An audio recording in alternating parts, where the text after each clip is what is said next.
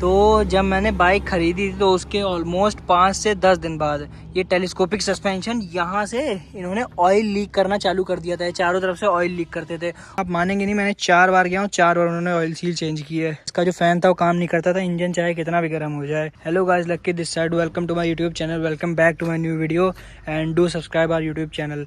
तो गाइज़, जैसे कि आप लोग टाइटल देख के समझ गए होंगे कि आज हम लोग किस बारे में बात करने वाले हैं। तो भाई देखो, सामने खड़ी है अपनी ये बजाज पल्सर RS 200 और इसको मेरे को ओन किए हुए ऑलमोस्ट 4-5 महीने के अराउंड हो गए हैं और मेरे को 7,000 किलोमीटर, 8,000 ऑलमोस्ट हो गया। मैं एक बार आपको पहले मीटर पे दिखा देता हूँ। एक बार मीटर पे आप देख लो कितने किलोमीटर हो गए हैं। तो जैसे कि यहाँ पर आपको अगर ये दिख रहा हो, मैं ज़रा जूम करता हूँ, यहाँ पर गंदा है थोड़ा सा, 7,685। तो अगर देखा जाए तो ऑलमोस्ट मेरे को इस पर 7,500 किलोमीटर हो चुके हैं। तो 7,500 का जो मेरा एक्सपीरियंस है वो बहुत ज़्यादा अच्छा रहा है ना। मतलब मेरे को काफ़ी ज़्यादा, मतलब इसने निराश बिल्कुल नहीं किया। लेकिन हाँ, कुछ प्रॉब्लम्स मेरे को इसमें फेस करने को मिली हैं, जो कि मैं अभी आपको इस वीडियो में बने रहिएगा, बिल्कुल स्किप मत करिएगा, क्योंकि ये वीडियो शायद से, ये जो प्रॉब्लम्स हैं ये शायद से आपके लिए बहुत ज़्यादा बड़ी प्रॉब्लम्स भी हो सकती हैं। मेरे लिए भी बड़ी प्रॉब्लम्स थी, कुछ प्रॉब्लम मेरे को थोड़ा ज़्यादा दिक्कत देती थी। तो बने रहिए वीडियो में, सारी की सारी बताता हूँ। चलो वीडियो को स्टार्ट करते हैं।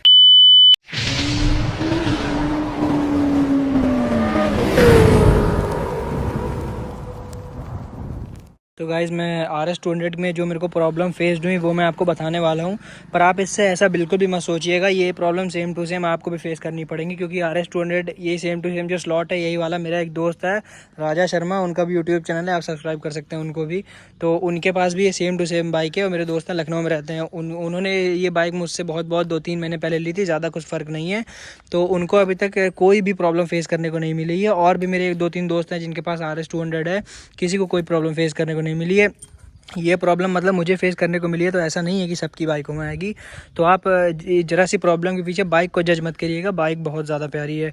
तो चलो फिर वीडियो को स्टार्ट करते हैं। और सबसे पहले जो मेरे को मैं बताऊँ मेरे को टोटल कितनी प्रॉब्लम्स आई हैं। तो बाइक पे मेरे को ऑलमोस्ट भाई 4 दिक्कतें आई हैं। 4 दिक्कतों में से देखा जाए तो मतलब 2 तो मेजर दिक्कतें थी, है ना, 2 और 2 बाकी 2 भी माइनर नहीं थी, हैं मतलब चारों ही मानो, लेकिन 2 थी वो बहुत ज़्यादा मेजर थी। मतलब उनके लिए मुझे बहुत बार शोरूम के चक्कर काटने पड़े हैं।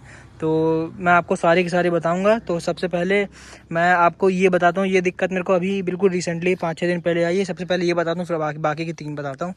तो सबसे पहले जैसे कि देख सकते हो यहाँ पर, ये आपको अगर दिख रहा हो, इसके अंदर ये DRL के अंदर यहाँ पर पानी टाइप का है ना। और ये जो इसका इंडिकेटर है, इसमें भी यहाँ पर पानी जमा हुआ है। तो ये अभी कुछ दिन पहले की बात है। मैं अब मतलब रेनी सीजन में अपने दोस्तों के साथ राइड पे निकला था, राइड कर रहा था बढ़िया। तो उसमें जो बारिश के बाद मैं घर आया हूँ, मैंने गाड़ी खड़ी की है रात को, फिर सुबह उसके बाद मैंने देखा है तो मेरे को इस पर जो 3 LED होती हैं इसके अंदर, इसमें से एक ये इस साइड वाली LED काम नहीं कर रही है। मैं आपको दिखाता हूँ। ये जैसे कि देख सकते हो, ये जल रही है, ये जल रही है, पर यहाँ पर एक और है वो नहीं जल रही है। तो वो नहीं जल रही है क्योंकि इसके अंदर पानी चला गया है, तो उसकी वजह से इसमें दिक्कत हो गई है। और एक ये भी इसमें दिक्कत है।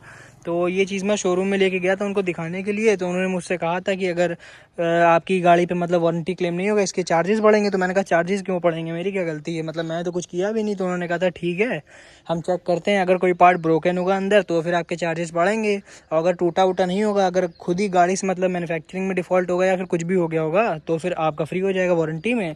तो फिर उन्होंने अपना चेक वेक किया होगा, तो फिर उन्होंने देखा कोई ब्रोकन पार्ट नहीं है, तो फिर ये मेरा चेंज होगा। अभी ये कंपनी में है नहीं, पर ये अभी 5-6 दिन में आ जाएगा। तो ये DRL और एक ये LED इंडिकेटर, ये दोनों के दोनों चेंज होंगे। भाई अब बात करते हैं सेकंड प्रॉब्लम की, जो कि सबसे बड़ी प्रॉब्लम थी। 3-4 प्रॉब्लम है वो, जैसे कि आपको इसके ये टेलीस्कोपिक सस्पेंशन दिख रहे होंगे, है ना। तो जब मैंने बाइक खरीदी थी तो उसके ऑलमोस्ट 5 से 10 दिन बाद ये टेलीस्कोपिक सस्पेंशन यहाँ से इन्होंने ऑयल लीक करना चालू कर दिया था। चारों तरफ से ऑयल लीक करते थे। और एक सस्पेंशन नहीं, जैसे कि आपको यहाँ पर दिख रहा होगा, ये दूसरा सस्पेंशन है, दोनों में ऑयल लीकेज होता था। अब मैं इनको पहले दिन ले गया, क्या कहते हैं कि वही कंपनी के शोरूम, मैंने उनसे कहा कि ऑयल लीक हो रहा है, तो इस आप देखिए, मतलब या तो चेंज करिए उसे, क्योंकि अभी नई गाड़ी है, मैन्युफैक्चरिंग डिफेक्ट है। ऐसा भी नहीं है 1 महीना भी गाड़ी को नहीं हुआ है, 10 दिन में बहुत बहुत।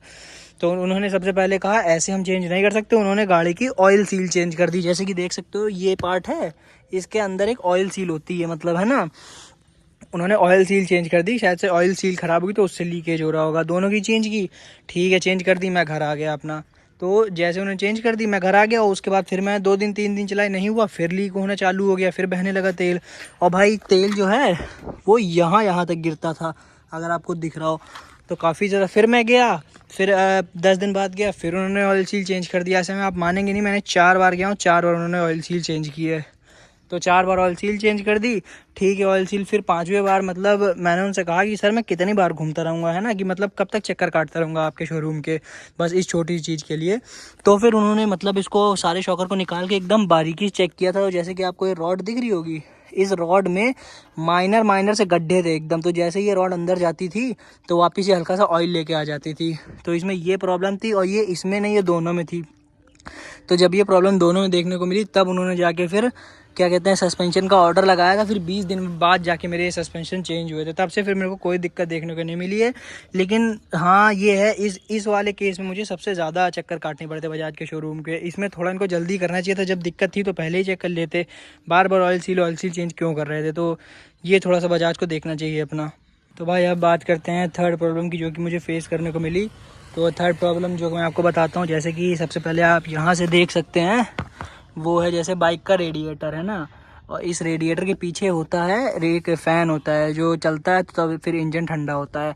तो इसका जो फ़ैन था वो काम करना बंद कर दिया था, मतलब इसका जो फ़ैन था वो काम नहीं करता था, इंजन चाहे कितना भी गर्म हो जाए।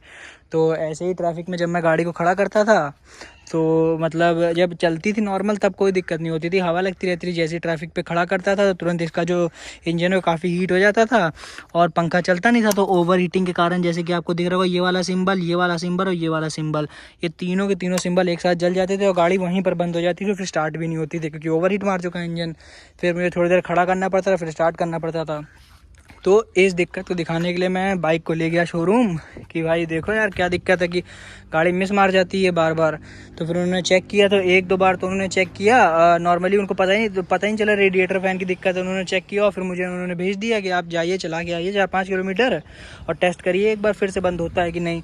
तो मैंने राइड वाइड किया, टेस्ट किया, 4-5 किलोमीटर वहाँ खुली रोड है, ना ट्रैफिक ना कुछ, जहाँ पर शोरूम है, तो वहाँ पर बंद होने का सवाल ही नहीं पैदा होता। तो वहाँ पर एज़ यूजुअल वहाँ पर बंद नहीं हुई बाइक। तो फिर उन्होंने कह दिया कि अब जाइए, आपकी बाइक सही हो गई। फिर मैं 2 बार ऐसा ही आया, दोनों बार उन्होंने यही किया। फिर तीसरी बार मैंने उन्हें कहा कि ट्रैफिक पे बंद होती है, जाके ऐसे राइड करते रहो तो बंद नहीं होती है, ट्रैफिक पे जहाँ रोको तो बंद हो जाती है इंजन हीट होकर। तब फिर उन्होंने रेडिएटर फ़ैन चेक किया, तो रेडिएटर फ़ैन इसका चल नहीं रहा था।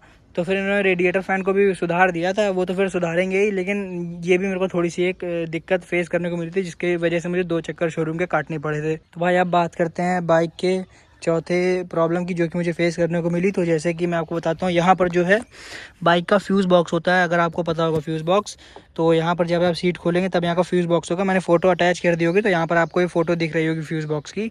तो जो यहाँ पर फ्यूज़ बॉक्स होता है, उसमें जो एक होता है, ये किल स्विच का भी फ्यूज़ होता है। वो किल स्विच का फ्यूज़ जो है बार बार मतलब उड़ जा रहा था, मतलब जैसे ही मैं ऐसे किल स्विच ऑन करूँगा बाइक का, वो तुरंत टूट जाएगा और फिर मेरे को नया फ्यूज़ डालना पड़ेगा। ऐसे कम से कम मैं 20 फ्यूज़ बदल चुका था, हर दिन नया, हर दिन नया कहाँ, हर घंटे नया खरीद रहा हूँ। अगर जा रहा हूँ बाहर तो हर 5 मिनट में मेरा फ्यूज़ टूट जा रहा है, हर बार मुझे नया खरीदना पड़ रहा है। तो फिर इस चीज़ को मैं दिखाने गया था, तो उन्होंने मतलब उस चीज़ को भी उन्होंने एक बार पहले फ्यूज़ बदल दिए, फिर भी वो टूट गया। तो उनको लगा क्या दिक्कत है, फिर बाद में उन्होंने चेक किया, तो जो ये पूरा है इसी में, मतलब जो इसका वायर गया है उसी में कहीं कोई दिक्कत थी। तो फिर उन्होंने ये पूरा का पूरा चेंज कर दिया था। उसमें मेरे को इतनी कुछ खास दिक्कत नहीं आई थी, लेकिन ये है फ्यूज़ बार बार टूट रहे थे, तो मेरे को ये प्रॉब्लम थोड़ी सी हो गई थी। एक बार मैं कहीं खाली रोड पे, यहीं आगे इधर रास्ते पे एकदम सुनसान खाली है, वहाँ पर उसका जो फ्यूज़ है वो उड़ गया। अब मैं मतलब पैदल गाड़ी लेके गया था उतनी दूर, फिर एक अपने दोस्त को बुलाया था। तो बस ये थोड़ी सी प्रॉब्लम फेस करने को मिली थी, लेकिन फिर उसके बाद मेरे को वापस से वो प्रॉब्लम फेस करने को नहीं मिली है। तो गाइस ये थी कुछ वीडियो जो प्रॉब्लम्स मेरे को फेस करने मिली अपनी बजाज पल्सर RS 200 पे। और ज़रूरी नहीं है कि ये सेम प्रॉब्लम्स आपको भी फेस करनी पड़े, पर RS 200 की जो सच में जो नेगेटिव्स हैं और जो पॉजिटिव्स हैं, जो मतलब सबको फेस करने पड़ते हैं, वो मैं वीडियो डाल चुका हूँ। तो वो चैनल पे जाके आप चेक कर सकते हो कि इस पर क्या नेगेटिव्स और क्या पॉजिटिव्स हैं। बाकी प्रॉब्लम्स तो सबको अलग अलग फेस करनी पड़ती हैं, मुझे कुछ और मिली, शायद किसी और को कुछ और प्रॉब्लम फेस करने मिली हो, क्या पता किसी को फेस ही ना करनी पड़े। तो ये था कुछ वीडियो। अगर आपको वीडियो अच्छा लगा हो तो please like, comment, share, subscribe ज़रूर करना। तो इस वीडियो में इतना ही, मिलते हैं किसी नेक्स्ट वीडियो में किसी नेक्स्ट टॉपिक के साथ। टिल देन बाय बाय, जय श्री राम।